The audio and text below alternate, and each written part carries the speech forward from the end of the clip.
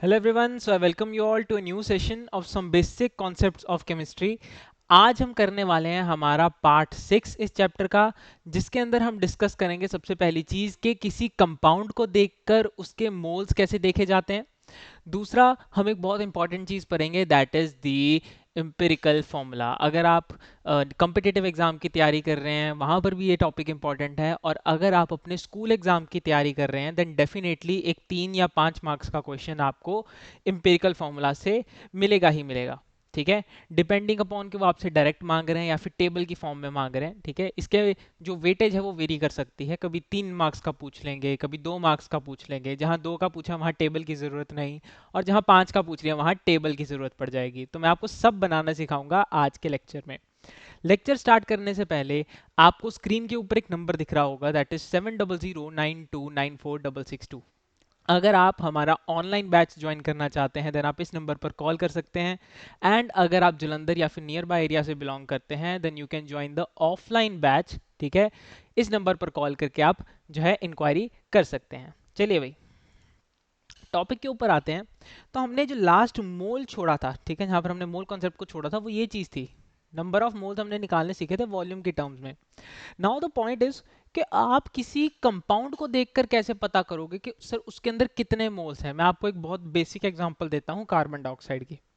आप जब carbon dioxide का एक मॉलिक्यूल लेते हो, ठीक है, आपने ऐसे एक मॉलिक्यूल उठा के रखा कार्बन डाइऑक्साइड का, आपको पता है कि उस कार्बन डाइऑक्साइड के एक मॉलिक्यूल के अंदर एक कार्बन एटम है और 2 ऑक्सीजन है ना। एक कार्बन एटम है और 2 ऑक्सीजन है। ठीक है, ये कब बात कर रहा हूँ, ये मैं बात कर रहा हूँ जब आपने एक मॉलिक्यूल उठाया था कार्बन डाइऑक्साइड का। ठीक है, अब मैं बोल रहा हूँ कि आप एक मॉलिक्यूल मत उठाइए, आप 1 मोल निकाल लीजिए। किसका? आप 1 मोल निकाल लीजिए कार्बन डाइऑक्साइड का।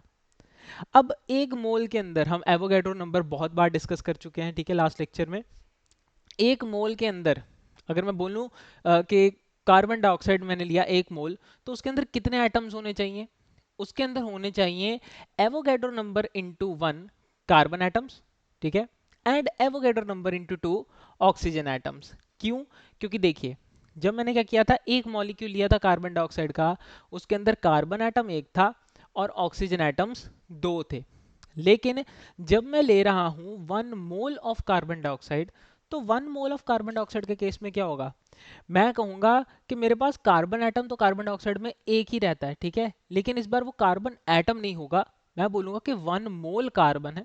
ठीक है, 1 मोल कार्बन डाइऑक्साइड में 1 मोल कार्बन है एंड 2 मोल्स ऑफ ऑक्सीजन है। ठीक है, तो 1 मोल कार्बन एटम हो गए कितने? 6.022 10⁻23 एटम्स। ठीक है, और 1 मोल कार्बन डाइऑक्साइड में, क्योंकि मैंने बोला 1 मोल कार्बन डाइऑक्साइड में 2 मोल्स आपके ऑक्सीजन के होते हैं, सो 2 इंटू नंबर, यानी कि एटम्स का नंबर क्या हो जाएगा?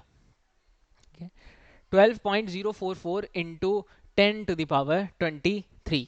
ठीक है, बहुत बेसिक चीज़ है ये, बिल्कुल वही बात है कि अगर मैं आपसे बोलूँ यार एक डेयरी मिल्क लेकर आओ, ठीक है, मैं बोलूँगा कि अगर एक चॉकलेट 5 रुपए की है, ठीक है, एक चॉकलेट अगर 5 रुपए की है, तो 2 चॉकलेट्स कितने की होंगी? आप बोलोगे सर 10 की। मैंने बोला कैसे पता चला? आपने कहा सर 5 को 2 से मल्टीप्लाई कर दिया।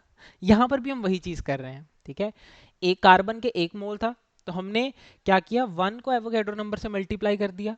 और अगर मैं बोलूं कि ऑक्सीजन के 2 मोल्स थे, तो मैंने 2 को एवोगैड्रो नंबर से मल्टीप्लाई कर दिया। यहां से मुझे मिल गए नंबर ऑफ एटम्स। क्लियर है भाई? चलिए, जब मैं करूंगा 2 मोल ऑफ कार्बन डाइऑक्साइड, तो 2 मोल ऑफ कार्बन डाइऑक्साइड में क्या हो जाएगा? कार्बन 2 मोल हो जाएंगे, ठीक है, कार्बन जो है they would be 2 moles, and जो आपका ऑक्सीजन है, ऑक्सीजन कितना हो जाएगा इस बार? 4 मोल्स के बराबर हो जाएगा। ठीक है, कार्बन अपना ऑक्सीजन कितना हो जाएगा? 4 मोल्स के बराबर हो जाएगा। क्योंकि देखो, पहली बात तो O2 है, ठीक है, वो O2 है, 2 पड़े हुए थे आपके ऑक्सीजन के। देन मैंने बोला कि 2 मोल है, तो 2 इंटू 2 वो कितने बन गए? 4 हो गए, तो टोटल 4 मोल्स ऑफ ऑक्सीजन आपके पास मिल गए। अब आप 2 इंटू, जब आप एवोगैड्रो नंबर करोगे ये रहा, ठीक है, तब आपको मिल जाएंगे कार्बन एटम्स का नंबर, और जब आप 4 इंटू एवोगैड्रो नंबर करोगे तब आपको मिल जाएगा ऑक्सीजन एटम्स का नंबर। क्लियर है भाई? चलिए, ये ठहरी बात कि आप किसी भी कंपाउंड को देखकर कैसे पता कर सकते हैं कि उसके अंदर कितने एटम्स पड़े हुए हैं इंडिविजुअली किसी एलिमेंट के। ठीक है, हमने यहाँ पर कार्बन डाइऑक्साइड का एग्जांपल लिया, जहां पर हमने कार्बन के एलिमेंट्स अलग देखे, सॉरी कार्बन के एलिमेंट्स कह रहा हूँ, कार्बन के एटम्स अलग देखे और ऑक्सीजन के एटम्स अलग देखे, मतलब अलग अलग इंडिविजुअल एलिमेंट्स के कितने कितने एटम होंगे वो हम कंपाउंड को देखकर ही बता सकते हैं, ठीक है। अब जो चीज हम कर रहे हैं कि यार अच्छा CO2 है तो इसके अंदर एक आपका कार्बन है और दो ऑक्सीजन है, वाटर है इसके अंदर दो हाइड्रोजन है एक ऑक्सीजन है, ठीक है, आपका हाइड्रोजन पर ऑक्साइड है इसके अंदर दो हाइड्रोजन दो ऑक्सीजन है। ये सब चीजें क्या होती हैं भाई, इन सब चीजों के लिए हम एक नाम देते हैं बहुत basic, that is the atomicity. क्या क्या बोलेंगे इसको, एटॉमिसिटी बोलते हैं। एटॉमिसिटी का क्या मतलब होता है, number of atoms of constituent elements in a molecule, यानी कि एक मॉलिक्यूल के अंदर जो आपके कॉन्स्टिट्यूएंट एलिमेंट्स हैं, यानी जिन एलिमेंट्स को मिला के वो मॉलिक्यूल बना है, उन एलिमेंट्स के कितने कितने एटम प्रेजेंट हैं। जैसे CO2 के अंदर एक कार्बन था, ठीक है, और दो ऑक्सीजन थे, तो atomicity of carbon in CO2 कितनी हो गई 1, and atomicity of oxygen in CO2 कितनी हो गई 2। क्लियर है भाई। चलिए उसके बाद ये बहुत एक बेसिक चीज है, किस हमने कैसे पता किया था कार्बन का नंबर, हमें पता चला नंबर ऑफ मोल्स, ठीक है, हमें बस नंबर ऑफ मोल्स पता होने चाहिए, ये NCO2 कार्बन डाइऑक्साइड के कितने मोल्स हैं, मल्टीप्लाई करते हैं कि कार्बन के कितने एटम्स प्रेजेंट हैं उस मॉलिक्यूल में, that means the atomicity of carbon, और मल्टीप्लाई करेंगे उसको किसके साथ, एवोगैड्रो नंबर के साथ, तब मुझे पता चल जाएगा कि मेरे कार्बन एटम्स जो हैं वो कितने हैं इन CO2। क्लियर है इतनी बात। चलिए भाई, उसके बाद आपको परसेंटेज कॉम्पोजिशन बाय मास पढ़ाते हैं, इसको मास परसेंटेज भी बोला जाता है। हम जब कंसेंट्रेशन टर्म्स पे आएंगे तो हम मास percent, volume percent, mass by volume percentage ये सब पढ़ेंगे। अभी फिलहाल मास को हम एक अलग तरीके से देखते हैं क्योंकि ये ना थोड़ी ज़रूरी चीज़ है, ठीक है। अच्छा भाई, मैं कहता हूँ परसेंटेज का क्या मतलब है यहाँ पर, अगर मैं बोल रहा हूँ मास परसेंटेज, ठीक है, तो उसका एक बहुत मैं आपको बेसिक एग्जांपल देता हूँ। मान लीजिए कि मैंने आपको बोला यार आपके पास ना एक टॉफी का जार है, पूरा कैंडीज का जार है, पूरा एक बड़ा सा डब्बा, ठीक है, पूरा डब्बा है, उसके अंदर आधी लाल कलर की कैंडीज है और आधी ग्रीन कलर की कैंडीज है, ठीक है, आधी लाल टॉफी भरी है उसके अंदर और आधी क्या है, हरी टॉफी भरी है। तो जब मैं आपसे पूछूंगा कि यार इस जार का जो टोटल वेट है, ठीक है, जार का जो एग्जैक्टली टोटल वेट है, मान लो 100 ग्राम है, ठीक है, 100 ग्राम, ऐसे मैंने जस्ट से कुछ भी बोल दिया, ठीक है, 100 ग्राम है या 1 किलो है, तो आप कहोगे सर इस 1 किलो में से जो 500 ग्राम है, ठीक है, से 1 किलो का जो 500 ग्राम है वो रेड कैंडीज बना रही हैं, और जो बचा हुआ 500 ग्राम वेट है वो ग्रीन कलर वाली कैंडीज का है, ठीक है।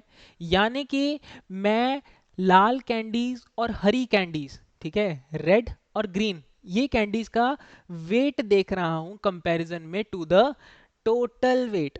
This is known as the contribution, composition, कुछ भी कह सकते हैं, ठीक है, क्योंकि ये मास के बेस पे कॉम्पोजिशन हो रहा है इसलिए इसको मास परसेंटेज बोला जाता है, ठीक है। तो चलिए, आपके पास क्या है, 1 मॉलिक्यूल ऑफ वाटर है, एक मॉलिक्यूल ऑफ वाटर का मास हमें पता है 18U होता है, ठीक है, कैसे निकला था 2 + 16 करके। इसमें हाइड्रोजन कितना परसेंटेज कंट्रीब्यूट कर रहा है वो मुझे कैसे पता चलेगा, हाइड्रोजन मुझे कैसे पता चलेगा कितना कंट्रीब्यूट कर रहा है, हाइड्रोजन का मास, ठीक है, जितना इसके अंदर है, ठीक है, हाइड्रोजन का मास डिवाइडेड बाय टोटल पानी का मास, ठीक है, जो वाटर का मोलर मास आ रहा है, इनटू 100। तो देखो ये क्या आ गया, 2/18 इंटू 100 क्या बन गया, 11.11, ठीक है, 11.11 जो है परसेंटेज में आ गया। बचा हुआ हिस्सा जो होगा वो वाटर का अपना ऑक्सीजन का होगा। ऑक्सीजन के लिए क्या होता है, ऑक्सीजन का मास इज 16, यहाँ पर देखो ऑक्सीजन कितना कंट्रीब्यूट कर रहा है 16U, ठीक है, ओवरऑल मास कितना है पानी का 18U, तो 16 डिवाइडेड बाई 18 इंटू 100, 88.89%। क्लियर है भाई। इसको बोलते हैं मास परसेंटेज या फिर इसे मास बाय मास परसेंटेज भी बोला जाता है, ठीक है, this is the percentage composition. चलिए भाई, उसके बाद अगली चीज आती है एक इंपॉर्टेंट चीज, that is the empirical formula. Sir ये इंपेरिकल फॉर्मूला क्या होता है, कोई बहुत बड़ी तोप नहीं है ये, ठीक है, बच्चे जो हैं जनरली डर जाते हैं इंपेरिकल फॉर्मूला, सर क्या पढ़ा दिया क्या पढ़ा दिया, कुछ नहीं होता ये। एम्पिरिकल फॉर्मूला का सिंपल सा मतलब होता है आपका जो मॉलिक्यूलर फॉर्मूला है किसी भी चीज का, ठीक है, किसी भी कंपाउंड का जो नॉर्मल फॉर्मूला होता है, ठीक है, जिसे हम मॉलिक्यूलर फॉर्मूला बोलते हैं, उससे बनने वाली रेशो, ठीक है। मान लीजिए मैं कहता हूं कि मेरे पास एक कंपाउंड है ग्लूकोज नाम का, ठीक है, हम सबने छोटी क्लासेस में, लोअर क्लासेस में आप सबने ग्लूकोज पढ़ रखा है, ठीक है, ग्लूकोज का फॉर्मूला क्या होता है C6H12O6, है ना, यानी कि इसके अंदर कार्बन है, हाइड्रोजन है और ऑक्सीजन है, ठीक है। कार्बन हाइड्रोजन ऑक्सीजन है, कार्बन के 6 एटम, हाइड्रोजन के 12 एटम और ऑक्सीजन के भी 6 एटम। ये मेरा क्या हो गया, ग्लूकोज का मॉलिक्यूल होता है, ठीक है, ये मेरा एक ग्लूकोज का मॉलिक्यूल होता है। अब मुझे क्या करना होगा, कार्बन के 6 हैं, हाइड्रोजन के 12 हैं और ऑक्सीजन के भी 6 हैं।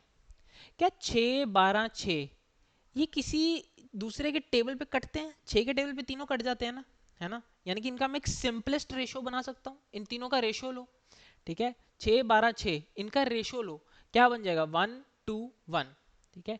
एक कार्बन, दो हाइड्रोजन, दो अपना एक ऑक्सीजन, ठीक है। तो ये क्या कर दिया मैंने, एक कंपाउंड को, एक मॉलिक्यूलर फॉर्मूला को एक सिंपल रेशियो में कन्वर्ट कर दिया, ठीक है। और वही जो सिंपल रेशियो होती है एटम्स की किसी भी मॉलिक्यूल में, उसको हम बोलते हैं उसका एम्पिरिकल फॉर्मूला, ठीक है। देखिए एम्पिरिकल फॉर्मूला जो होता है क्या होता है, the formula which shows the simplest ratio of moles of atoms of different elements in a compound. Example नीचे आपके सामने एक रखी है मैंने, ठीक है। देखो मैं कहता हूं कि हमें एम्पिरिकल फॉर्मूला फाइंड करना है एक ऐसे कंपाउंड का जिसके अंदर 4 मोल्स ऑफ एक्स है, एक्स कोई एलिमेंट हो सकता है, ठीक है, कोई भी एलिमेंट हो सकता है, 4 मोल्स ऑफ एक्स है एंड 6 मोल्स ऑफ वाई है, ठीक है। यानी कि 4 मोल है एक्स के और 6 मोल है वाई के। तो हम क्या करेंगे भाई, इसका रेशो लेंगे। देखो number of moles of X ratio number of moles of Y, हमने रेशो लिया, रेशो लेके मेरे पास क्या आया 4:6। जब मैंने किया तो वो बन गया 2:3, है ना। कटिंग कर दी ना दो के टेबल पे, तो क्या हो जाएगा 2:3 हो जाएगा। जब ये 2:3 हो गया तब ये एम्पिरिकल फॉर्मूला क्या बन जाएगा, तब ये एम्पिरिकल फॉर्मूला बन जाएगा x के 2, ठीक है, x के 2 और y के 3, ठीक है। सो x2 y3, ये सिंपलेस्ट रेशियो बना है, इसीलिए इसे बोला जाता है एक एम्पिरिकल फॉर्मूला, ठीक है। हमेशा याद रखियो भाई, एम्पिरिकल फॉर्मूला जो होता है उसके अंदर आगे फर्दर रेशियो नहीं बन सकती, ठीक है। It is the simplest whole number ratio जो आगे नहीं कटती, ठीक है। मॉलिक्यूलर फॉर्मूला आगे कट सकता है, जैसे मैंने अभी ग्लूकोज का आपको करके दिखाया था, ठीक है। ग्लूकोज का C6H12O6 वो उसका मॉलिक्यूलर फॉर्मूला था, आगे उसकी रेशियो बनती थी, ठीक है। बट जब मैंने उसको 1:2:1 कर दिया था, तब वो ग्लूकोज का जो बना था that would be carbon 1H2O, ठीक है। तो CH2O ये एम्पिरिकल फॉर्मूला बन गया, इसका आगे कोई रेशियो नहीं बनता, ठीक है भाई। चलिए अब ये तो ठहरी बात, जब आपके सामने कोई 2 नंबर या फिर मान लो कि ऐसे हार्डली 2 ढाई नंबर का क्वेश्चन आ जाए, ठीक है, तब आप ये तरीका लगा सकते हो जो कि बहुत छोटा तरीका है। लेकिन अगर आपके सामने आपके स्कूल एग्जाम्स में, ये तरीका कंपटीशन में यूज होता है जो भी कराया, ठीक है, अगर स्कूल एग्जाम्स में आएगा क्वेश्चन तो उसमें आपको टेबल बनाना पड़ेगा। तो आपको भी एनसीईआरटी के हिसाब से टेबल बनाना भी सिखाते हैं। आपके सामने क्वेश्चन है कि एक ऑर्गेनिक कंपाउंड है जिसके अंदर कार्बन का जो परसेंटेज है वो 40% है, ठीक है, कार्बन इज 40%, हाइड्रोजन का जो परसेंटेज है, परसेंटेज कॉन्ट्रीब्यूशन की बात हो रही है यहाँ पे, परसेंटेज कॉम्पोजिशन, ठीक है, तो हाइड्रोजन का जो परसेंटेज है दैट इज 6.67 और जो आपका बचा हुआ हिस्सा है दैट इज द ऑक्सीजन। यानी कि अगर मैं भाई कंपाउंड को 100% मानूं, ठीक है, अगर उस कंपाउंड का जो है 100% मानूं, तो उस 100% कंपाउंड में से 40% मेरा कार्बन कंट्रीब्यूट कर रहा है, 6.67% जो है वो मेरा हाइड्रोजन कंट्रीब्यूट कर रहा है, और जो बचा हुआ 53.33% है ये क्या कर रहा है, मेरा ऑक्सीजन कंट्रीब्यूट कर रहा है। तो मैं क्या करूंगा, सबसे पहले एलिमेंट का नाम लिखूंगा टेबल के अंदर, ठीक है। मैंने क्या किया, आपके एलिमेंट का नाम लिखा टेबल के अंदर, ठीक है। कार्बन हाइड्रोजन ऑक्सीजन 3 एलिमेंट्स थे, ठीक है। तीनों के सिंबल लिखे नेक्स्ट कॉलम में, ये सब हम जनरली जो है मार्क्स लपेटने की कोशिश कर रहे हैं यहाँ पे, ठीक है। सिंबल लिखे मैंने, फिर मैंने लिखा भाई तीनों का मास, ठीक है। ये कौन सा मास है, ये उनका एटॉमिक मास नहीं है, ये है उनका कंट्रीब्यूशन मास, ठीक है। ये देखिए ये जो जितना जितना मास ही कंट्रीब्यूट कर रहे हैं, ठीक है। मैं कंपाउंड को 100 ग्राम मान के चलता हूँ, ठीक है, इसके केस में मैं कंपाउंड जो है उस 100% है, इसको मैं 100 ग्राम मान के चलता हूँ। हम कंसंट्रेशन टर्म में भी यही करेंगे, 100 ग्राम्स मान लिया, तो उसमें से मान लिए 40% है, तो 100 का 40% कितना होता है 40 ग्राम। तो 40 ग्राम कार्बन कंट्रीब्यूट कर रहा है, 6.67 ग्राम जो है वो कौन कंट्रीब्यूट कर रहा है, हाइड्रोजन, और बचा हुआ 53.33% कौन कर रहा है, या फिर कह लो कि 53.33 ग्राम्स कौन कर रहा है, आपका ऑक्सीजन कंट्रीब्यूट कर रहा है, ठीक है भाई। अब मुझे लिखना है नेक्स्ट कॉलम में इनका एटॉमिक मास, जो इनके खुद के एटॉमिक मास होते हैं, कार्बन का 12 होता है, हाइड्रोजन का 1 होता है और ऑक्सीजन का 16 होता है, ठीक है। अब ठीक है, क्योंकि मैं बोल रहा हूं जो आपका इंपिरिकल फॉर्मूला होता था, इंपिरिकल फॉर्मूला क्या था, नंबर ऑफ मोल्स का एक सिंपल रेशियो। तो नंबर ऑफ मोल्स का रेशियो निकालने से पहले मेरे पास नंबर ऑफ मोल्स होने भी तो चाहिए, है ना। नंबर ऑफ मोल्स निकालने से पहले, उनका रेशियो निकालने से पहले मेरे पास नंबर ऑफ मोल्स भी तो होने चाहिए। तो नंबर ऑफ मोल निकालो। तरीका मैंने बताया था मास के लिए कैसे निकालते हैं, given mass divided by molar mass. ठीक है, तो ये जो आपके पास ये वाला पूरा कॉलम है, ठीक है, ये पूरा कॉलम बेसिकली क्या है, ये गिवन मास है, गिवन मास जो क्वेश्चन में है। ठीक है, और ये जो आपके पास सारे हैं ये आपके एटॉमिक मासेस, कह लो कि मोलर मास। तो आप क्या करोगे, 40 divided by 12, 6.67 divided by 1 and 53.33 divided by 16। आप सॉल्व करोगे, आपके पास नंबर ऑफ मोल्स निकल जाएंगे ये 3.33, 6.67 एंड 3.33। ठीक है, अब आपको क्या करना है, सिंपलेस्ट होल नंबर रेशियो बनाने का तरीका। ठीक है, एक सिंपलेस्ट होल नंबर रेशियो बनाने के लिए इनमें से जो सबसे लोएस्ट क्वांटिटी है, ठीक है, जो सबसे कह लो कि कम वैल्यू रखती है, ठीक है, जिसकी सबसे कम वैल्यू है, आपको वो नंबर उठाना है और इन सब के साथ डिवाइड कर देना है। जैसे इसमें मुझे सबसे कम जो है वो 3.33 दिख रहा है, तो मैंने 3.33 को सबके साथ डिवाइड किया, तो 3.33 डिवाइडेड बाय 3.33 क्या बन गया, 1। ठीक है, उसके बाद 6.67 डिवाइडेड बाय 3.33, ये नियरली इक्वल टू 2 बन जाता है। ठीक है, नियरली इक्वल टू क्या बन जाएगा, 2 बन जाएगा, क्योंकि 6.66 और 6.67 में कोई ज़्यादा खासा डिफरेंस नहीं होता। तो नियरली इक्वल टू 2 बन गया, और फिर से 3.33 डिवाइडेड बाय 3.33 1 बन गया। यानी कि अब मेरे पास मेरी सिंपलेस्ट होल नंबर रेशियो क्या आई है भाई, सिंपलेस्ट होल नंबर रेशियो आई है मेरी 1:2:1। यानी कि इंपेरिकल फॉर्मूला क्या बनेगा, एक कार्बन, दो हाइड्रोजन और एक ऑक्सीजन। ठीक है, ये मेरा क्या बन गया जी, इंपेरिकल फॉर्मूला बन गया। देखो, कार्बन एक निकला, ठीक है, इंपेरिकल फॉर्मूला सिंपलेस्ट रेशियो देखो, सबसे पहले कार्बन जो है एक निकला, हाइड्रोजन जो है दो निकले, ऑक्सीजन जो है वो एक निकला, तो ये क्या बन गया, CH2O। ये इंपेरिकल फॉर्मूला है। ठीक है, याद रखियो ये इंपेरिकल फॉर्मूला है। अब इस इंपेरिकल फॉर्मूला को देख के मॉलिक्यूलर फॉर्मूला से भी रिलेट किया जा सकता है। वो कैसे किया जा सकता है वो हम अब देखेंगे, अभी आपको समझ आ चुका है इंपेरिकल फॉर्मूला कैसे बनता है। अब आते हैं भाई मॉलिक्यूलर फॉर्मूला पे।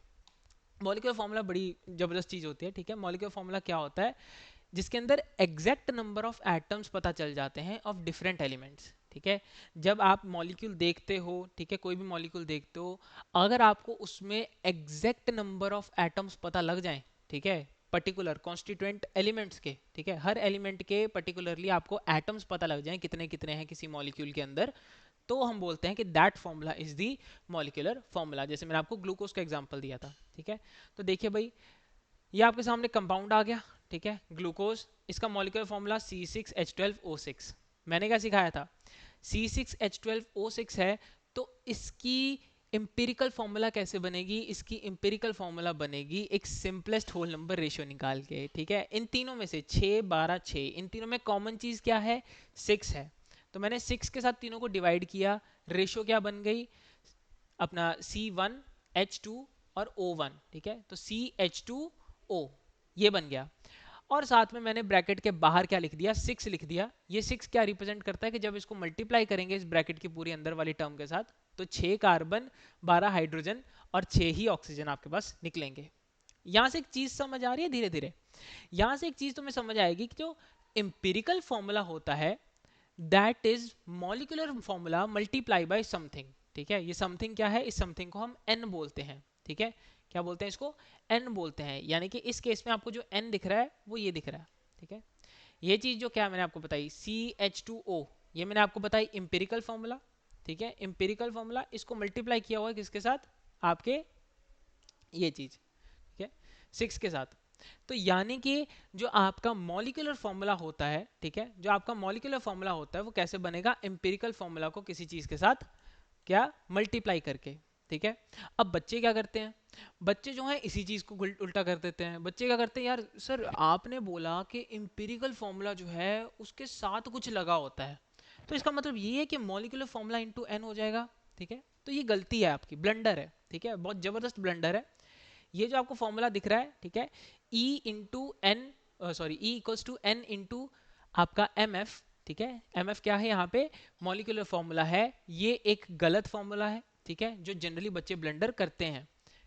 सही फॉर्मूला क्या है, जो मॉलिक्यूलर मास होगा, सॉरी मॉलिक्यूलर फॉर्मूला जो होगा, दैट इज n इनटू आपका एम्पिरिकल फॉर्मूला। ठीक है, जैसे आपको यहाँ दिख रहा है ग्लूकोज का मॉलिक्यूलर फॉर्मूला क्या था, कैसे बना था, C6H12O6। आपने 6 को मल्टीप्लाई किया था इस पूरे के पूरे किसके साथ, एम्पिरिकल फॉर्मूला के साथ। क्लियर है भाई। चलिए, यहाँ n जो है उसके बारे में कुछ इंपॉर्टेंट बातें हैं कि n जो है वो कभी भी जीरो के इक्वल नहीं हो सकता। ठीक है, n जो है वो कभी भी जीरो के इक्वल नहीं हो सकता, जनरल सी बात है। कभी भी स्टोशियोमेट्री जो होती है वो जीरो के बराबर नहीं होती। अगर जीरो के बराबर कर दी तो ये पूरा कंपाउंड जो है वही जीरो हो जाएगा। ठीक है, उसके बाद n का वैल्यू कभी भी नेगेटिव नहीं होता। आप बचपन से रिएक्शंस बैलेंस करते आ रहे हैं, ठीक है, आप बचपन से स्टोशियोमेट्री के बारे में पढ़ते आ रहे हैं। ठीक है, कभी भी किसी कंपाउंड के अंदर आपको नेगेटिव में तो नहीं n का वैल्यू देखने को मिला होगा अब तक। ठीक है, तो n का वैल्यू कभी भी नेगेटिव नहीं हो सकता। n का वैल्यू क्या हो सकता है, हमेशा पॉजिटिव हो सकता है, और 1 से लेके इन्फिनिटी तक कुछ भी हो सकता है। क्लियर। चलिए भाई, अब नेक्स्ट लेक्चर में हमारी मुलाकात होगी कंसंट्रेशन टर्म्स के साथ। ठीक है, चलिए नेक्स्ट लेक्चर में मिलते हैं।